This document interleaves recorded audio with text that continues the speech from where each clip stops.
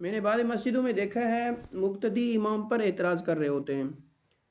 آپ نے بھی دیکھا ہوگا شاید میرے بھائی، امام کے کچھ حقوق ہیں، مقتدی کے کچھ حقوق ہیں، متولی کے کچھ حقوق ہیں۔ امام کا سب سے پہلا حق یہ ہے کہ وہ دیانتداری سے نماز پڑھائے، یعنی اس کا کپڑا، اس کا بدن یہ پاک ہونی چاہیے۔ اس کے بارے میں مقتدی نہیں جانتے۔ دوسرا، اپنے وقت مقررہ پر نماز پڑھائے۔ تیسرا، مقتدیوں کے لیے پریشانی کا سبب نہ بنے۔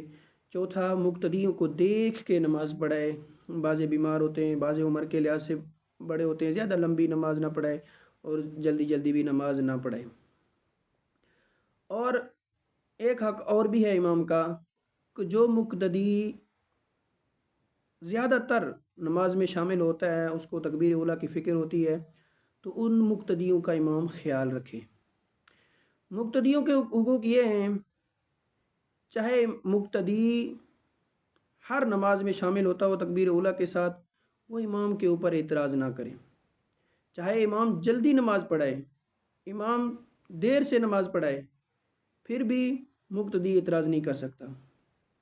یہاں تو یہ چل رہا ہوتا ہے کہ مقتدی جو نماز میں شامل نہیں ہوتا، کبھی کبھار آتا ہے، وہ اعتراض کرتا ہے، بھئی اتنی جلدی نماز تم نے شروع کر دی، یا پھر دیر کر رہے ہو، نماز کیوں نہیں کھڑی کر رہے، جلدی نماز پڑھو۔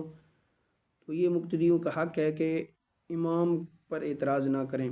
متولی کا حق یہ ہے کہ ہر مقتدی کا خیال رکھے، کہ جو مقتدی ٹائم پہ آتا ہے اس کا بھی خیال رکھے، جو مقتدی ٹائم پہ نہیں آتا اس کی فکر کرے، اور امام کا بھی خیال کرے، اور امام پر اعتراض نہ ہونے دے، امام کو وظیفہ وقت مقررہ پر ملے، تو اس سے جو ہے نا مسجد میں شور غلہ ختم ہو جائے گا۔ جزاک اللہ۔ آج کے لیے